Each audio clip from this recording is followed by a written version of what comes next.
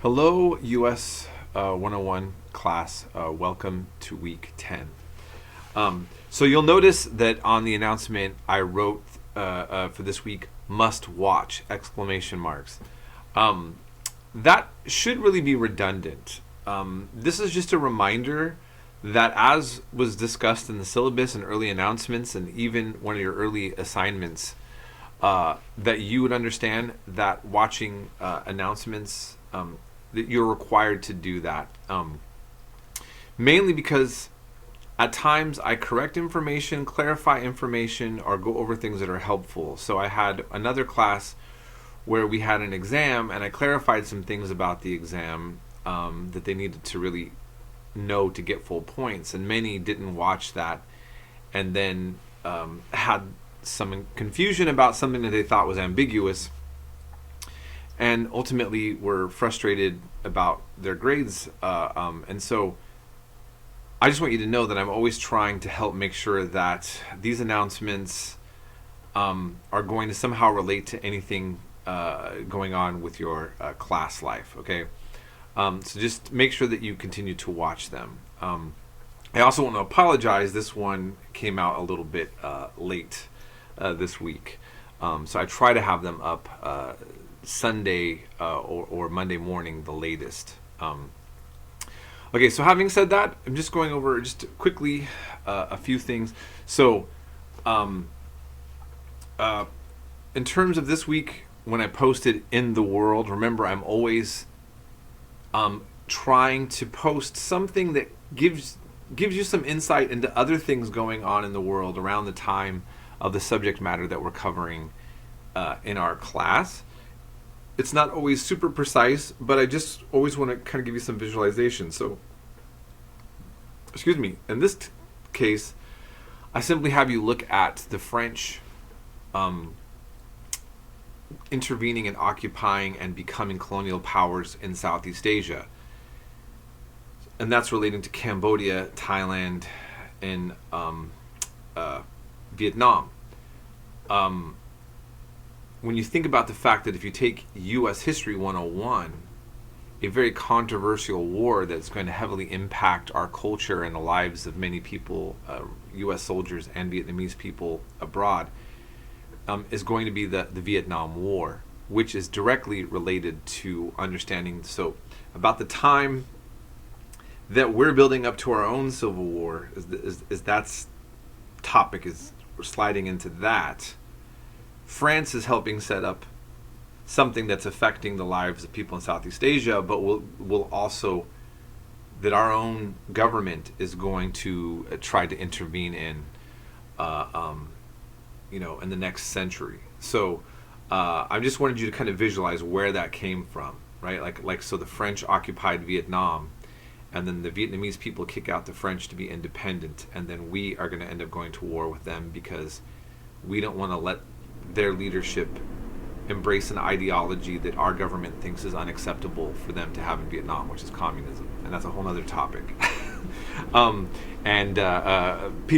Folks' opinions about this are very passionate. But again, I just wanted to put it in context to this is where we're starting at. So, we're doing our own thing over here. France is doing their own thing, and so in this case, I'm covering some cultural developments in America. So we talked about immigration, and many of you commented to me in your papers, wow, seems like things never change. The topics about immigration and the fear of immigrants and the anger and the controversy and the way it politicizes people. Different group of immigrants, but the same kind of politics, sadly enough. Okay, so you see that's been a thing here.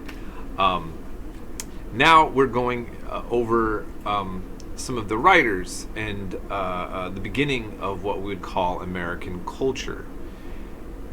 And from poets to novels. I also cover Mormonism. I'm not an expert. I think I covered it well. But if you are Mormon and you have any issue about how things have been that were said in the lecture, or something from the article that I had you guys read, feel free to mention that to the class. You could comment in the announcement here, or are in the discussion. Of course, what I was really trying to show is that you have a unique, very American form of Christianity that has a cosmology, a whole theological framework that deals with the indigenous people here and the land in a way that's different than other Christian groups. And then, of course, you look at Utah. Mormonism really dominates as a religion and a culture in that particular state. And we've had very well-known politicians that are Mormons, such as Mitt Romney. And as the article you'll see mentions that he doesn't really talk about it a whole lot, though, in political discussions. He'll talk about believing in God, but not really going into who Joseph Smith is and the very different way of looking at Christian theology that the Mormons have compared to, mainstream Catholics or Protestants. Now, so I thought these were all interesting things to kind of look into, and then we cover Frederick Douglass quite well. There's another documentary I used to show, but it's just very slow. It has better, it goes through clips and shows more of the footage of things in a way that I normally prefer to have you guys watch, so you can get more visuals of the landscapes and more of the people. But again, it was just really slow, and I felt like this one is a little easier to follow. So I hope that you actually enjoy this and getting to know about this very important person more thoroughly. And then, of course, I also talk about some of the transcendentalists, which are just important for American culture. And so, in any case, hopefully you're going to keep looking at this class as a way to give you a wider range of looking at of American development in life, and see all of the complexities of our history. And sometimes it's very beautiful and sometimes meh. Now, I posted an announcement of some Appalachian musicians meeting some African musicians. And of course, what I wanted to point out, whether that the video had some interesting parts to it, but it's also could have been done better. But you weren't required to watch it. But the banjo is such a quintessentially American music instrument, but it really comes from African influence, and hopefully that's something that you understood. And what I want to always remind us is, beyond the topic of slavery, is that black African influenced and Caribbean influenced culture has made a tremendous impact in very positive ways on American life. In other words, I want to remind us that Black America isn't just a struggle of people being oppressed in slavery, but that we need to really realize the contribution, the positive contribution to our culture from so much of what we enjoy in music and many things, and as we will later learn, literature coming from the Black American community.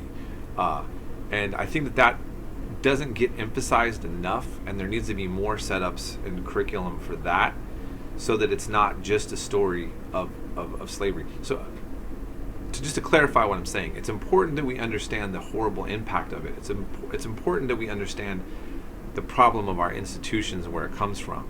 But it's also important to understand that looking at the humanity of a group of people that were treated bad in our society, to just always emphasize that and to place somebody permanently, in this discourse outside of those positive contributions is still taking away something from that community. And so I want us to all kind of pause and think about that from time to time.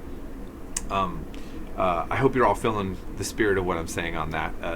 Sometimes, that's all I wanted to say on that. And I hope you are all having a blessed day. I hope you are all, you had a good Halloween if you celebrated it, a good Samhain if you celebrated it, and if you didn't celebrate it because your religion, that's okay. I hope you had a good time.